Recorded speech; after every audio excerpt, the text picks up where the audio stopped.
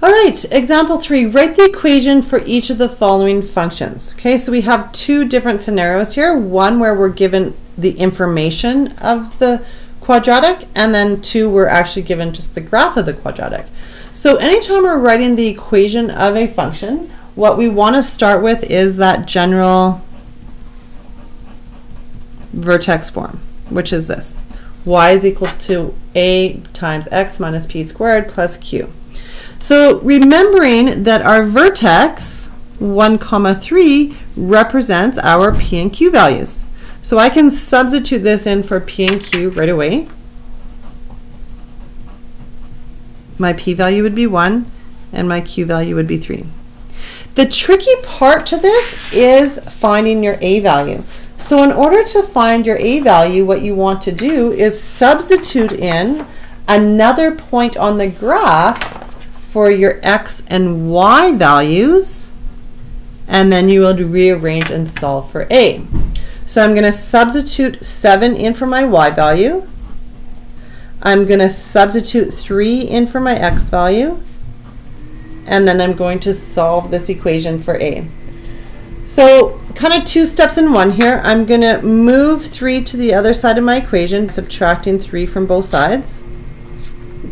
So this would leave me with 4. I'm at the same time going to evaluate this. 3 minus 1 is 2. 2 squared would give me 4. So what I'm left with on this side is 4 equals a times 4. Now to solve for a, I'm simply going to divide both sides by 4, and I get an a value of 1. So the equation of my parabola or my quadratic would be y equals 1, which you can write, or you don't honestly have to write it because 1 isn't going to change anything, times x minus 1 squared plus 3. And you're done. That would be your equation. Okay.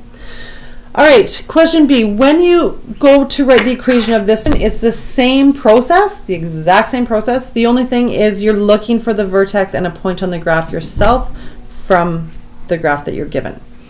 So we're going to start with our general vertex form.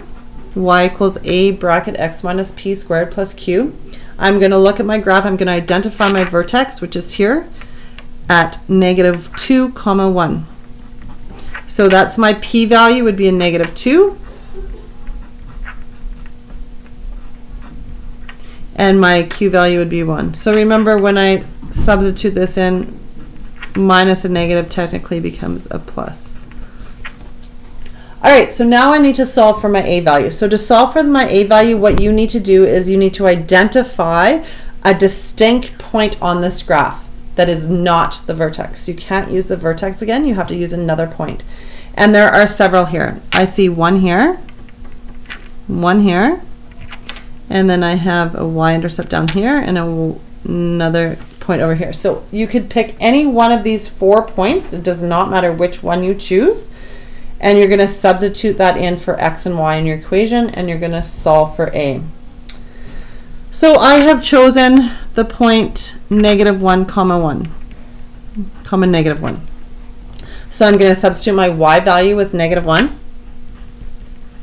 I'm going to substitute my x value with -1. And I'm going to solve this. So just like last question, I'm going to move this -1 to the side of the equation by subtracting 1 from both sides. So -1 minus 1 gives me a -2. At the same time, I'm going to evaluate this inside my brackets. Well, -1 plus 2 would be 1. 1 squared would be 1.